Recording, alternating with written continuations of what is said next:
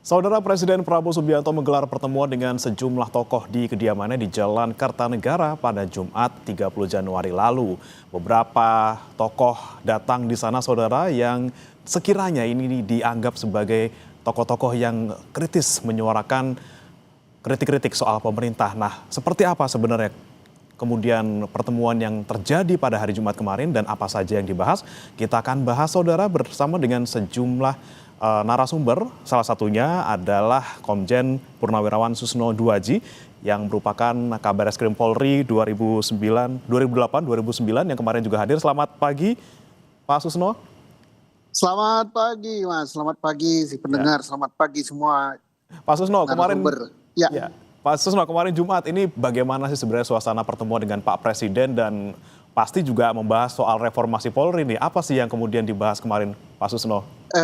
Begitu ya, kita jadi agak kaget juga pagi-pagi sebelum sholat Jumat dihubungi untuk bertemu, dipanggil di beliau jam 16.30 sampai 5 jam gitu. Selesainya jam 9 malam lewat seperempat lebih kurang. Yang kita bahas adalah terkait dengan masalah-masalah kebijakan pemerintah di bidang Ipolek, Sosbud, Adak, Hankam, kemudian masalah perekonomian, termasuk masalah luar negeri, masalah dalam negeri. Bagaimana kebijakan dan apa yang telah dilakukan oleh Pak Prabowo selaku Presiden untuk keperluan rakyat Indonesia. Kemudian kita bebas memberikan masukan, memberikan tanggapan, memberikan usulan. Dan pertemuannya tidak terlalu formal, misalnya pakai moderator semua, tidak. Kita boleh beliau bicara, kita boleh menyela, boleh memberikan tanggapan, boleh memberikan kritikan. Gitu. Jadi rileks sekali, nyantai gitu, nyantai dan diselingi jok-jok gitu sambil kita kadang-kadang ketawa gitu. Jadi kita bisa termasuk juga masalah reformasi Polri, masalah keamanan, masalah pemilu langsung tidak langsung, kemudian masalah korupsi dan sebagainya. Banyak sekali masalah gitu sehingga sampai 5 jam gitu ya. Baik, jadi sampai 5 jam ini banyak yang dibahas, tapi kalau untuk Pak Susno mungkin secara spesifik membahas soal Polri gitu ya, Pak Susno. Nah, soal reformasi Polri kemarin yang kemudian jadi poin-poin yang Anda beri masukan ke Pak Prabowo, ini apa saja, Pak Susno? Ya, reformasi Polri bahwa kita bersepakat yang hadir di sana mengatakan bahwa reformasi Polri itu ditandai atau dengan adanya reformasi di pucuk pimpinan Polri gitu. Karena apa? Sukses tidaknya reformasi Polri itu sangat tergantung kepada pimpinannya. Tentang Polri di bawah siapa itu kita berpendapat terserah Bapak Presiden. Yang penting ada perubahan perilaku gitu, ada perubahan menjadi Polri yang profesional gitu. Karena soal tempatnya di mana itu bukan yang paling utama. Yang paling utama adalah profesionalisme dan perilaku dari Polri gitu. Itu yang kita soroti. Ya. Oke, baik. Sebelum kita ke sana, Pak Susno, kita juga sapa yang sudah hadir di sambungan dari juga Pak David Pajung, Koalisi Relawan Jokowi Prabowo Gibran. Selamat pagi, Pak David. Selamat pagi, Mas. Selamat pagi, Pak Susno. Pak David, sebelum saya ke Anda, ini saya mau ke Pak Susno dulu terakhir karena Pak Susno mau boarding ya, Pak ya. Ini terakhir nih, Pak, soal kemarin masukan-masukan yang Anda berikan ke Pak Prabowo, katanya ini kan sudah ada kesepakatan gitu ya terkait dengan gimana sih reformasi Polri-nya. Tadi Anda sebutkan soal pucuk pimpinan. Nah, itu berarti yang dimaksud adalah pergantian Kapolri atau seperti apa, Pak Susno? Jadi bukan kesepakatan ya, kita memberi masukan, masukan kita didengar oleh beliau, yaitu harus ada pergantian pimpinan. Karena kita tahu bahwa sukses tidaknya reformasi dari suatu lembaga itu sangat ditentukan oleh pucuk pimpinannya, demikian kita. Oke, baik. Oke, Pak Susno masih bisa bergabung, Pak, atau sudah mau boarding, Pak? Sudah dipanggil ini. Oke, baik. Baik, terima kasih Pak Susno Duaji, Kabar Eskrim Polri 2008-2009 sudah bergabung bersama kami. Hati-hati di jalan, Pak. Baik, saya lanjutkan saat ini ke Pak David, Bang David. Ini kan kemarin pertemuan yang terjadi di Kertanegara hari Jumat, kemudian disoroti gitu ya, karena kita melihat tokoh-tokohnya bukan tokoh-tokoh biasa, tokoh-tokoh yang kalau dibilang Pak Menhan ini adalah oposisi, walaupun kemudian ya memang ini adalah tokoh-tokoh yang kritis seperti itu. Nah, Anda melihatnya sebagai relawan seperti apa, Bang David? Ya, jadi pertama begini, ini mereka kan memang sebagian besar mantan-mantan penguasa di bidangnya, di zamannya ya.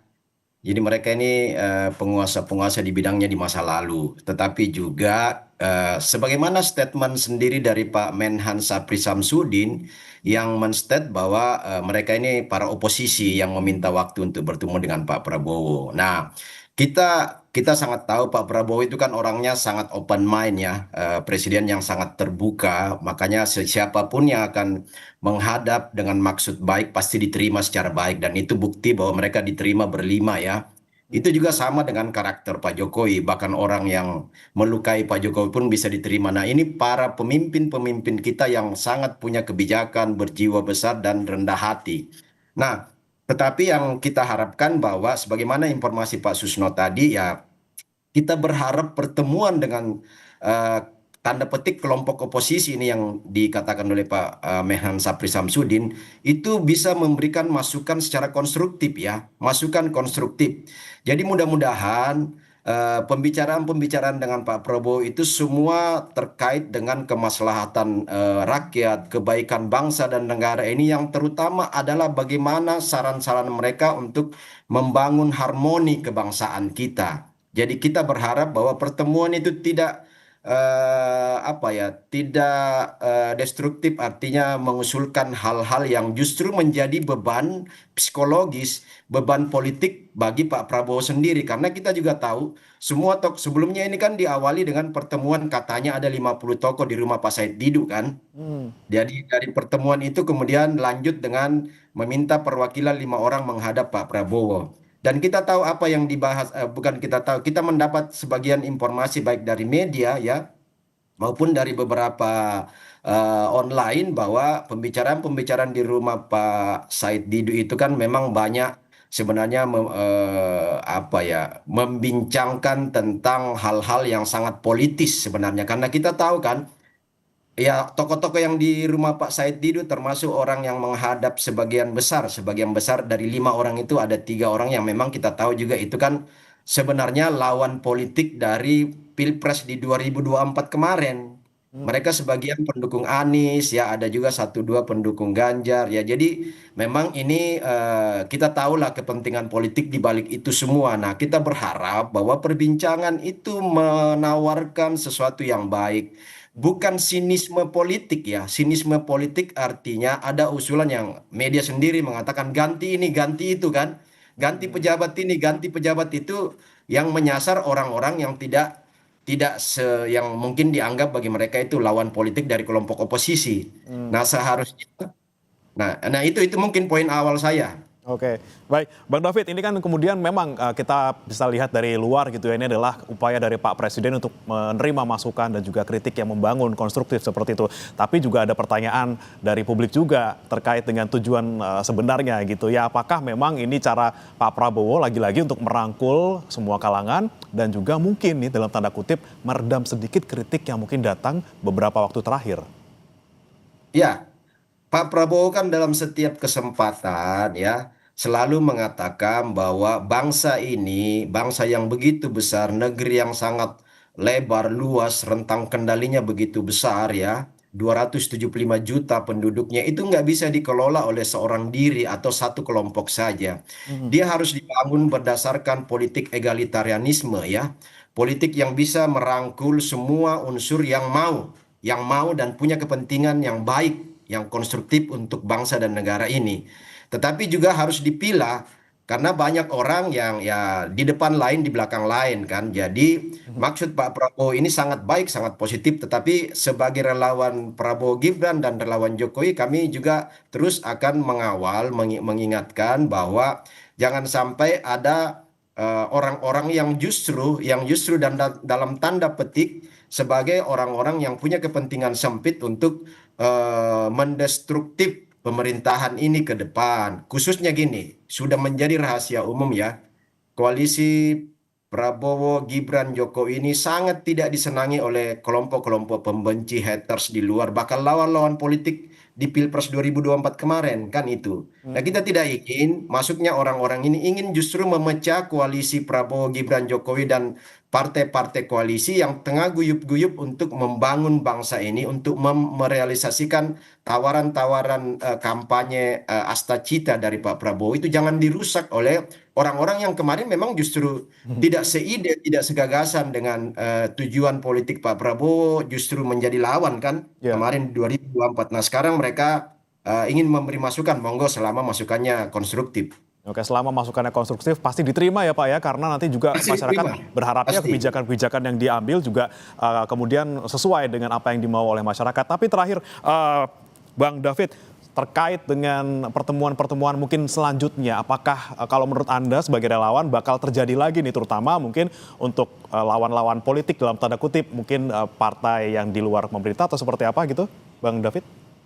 Ya, Pak Prabowo kan sudah coba melakukan beberapa pertemuan dengan ya bahkan ada partai yang tidak masuk koalisi kan, bahkan ada ketua umum partai yang tidak masuk koalisi juga sudah ditemuin atau sudah bertemu dengan Pak Prabowo. Nah, itu maksud baik dari salah satu politik egalitarianisme dari Pak Prabowo. Nah, tetapi memang yang kita mau catatkan juga atau sampaikan saat ini bahwa ini kan beberapa tokoh-tokoh ini punya catatan-catatan track record yang tidak baik di masa lalu ya. Tidak baik di masa lalu. Mungkin dari Kompas sudah tahulah siapa-siapa itu termasuk tokoh-tokoh yang berkumpul. Bahkan yang mengunjungi Pak Prabowo itu kan ada catatan-catatan yang pernah pernah kena kasus, pernah ditahan, pernah pernah dipecat apa segala macam. Ketika mereka ada sebagai penguasa di tempat di bidangnya masing-masing, mereka punya track record yang tidak bagus ya, tidak bagus. Nah, sekarang datang untuk memberikan kritikan, memberikan masukan ya monggo-monggo saja, tetapi juga ada apa ya track record yang nggak bisa dilupakan oleh publik, sehingga ketika Anda ada di masa itu, Anda juga gagal kok, Anda juga tidak punya peran yang signifikan bagi bangsa negara ini, bahkan beberapa yang berhadapan dengan hukum, bahkan sudah selesai dengan proses hukum ya. Nah, itu kan semua apa track record itu nggak bisa dilupakan, dan untuk memberi kritik ya kita harap juga Pak Prabowo jeli melihat orang-orang dan tokoh-tokoh itu, karena ya kita senang selama itu masukan gagasannya konstruktif bagi Ya. perdamaian, kebersamaan, harmoni kebangsaan, bukan politik sinisme. Tolong singkirkan ini, tolong pecat ini, tolong ganti ini, itu nggak ada. Semua prerogatif Pak Presiden Prabowo yang menentukan. Saya kira itu yang perlu kita state. Oke, selama lagi-lagi orangnya yang memberikan kritik adalah orang yang tepat gitu ya, dan kritiknya membangun, tentunya Ya, Pak Prabowo terbuka dengan semuanya. Terima kasih Bang David Pajung, Koalisi Relawan Jokowi Prabowo Gibran sudah bergabung. Sebelumnya juga sudah bergabung bersama kami Komjen Purnawirawan Susno Duaji, Kabar Reskrim Polri 2008-2009. Terima kasih Bang David. makasih. Sukses selalu Kompas. Informasi lain akan hadir usai jeda saudara. Hingga Minggu malam banjir masih merendam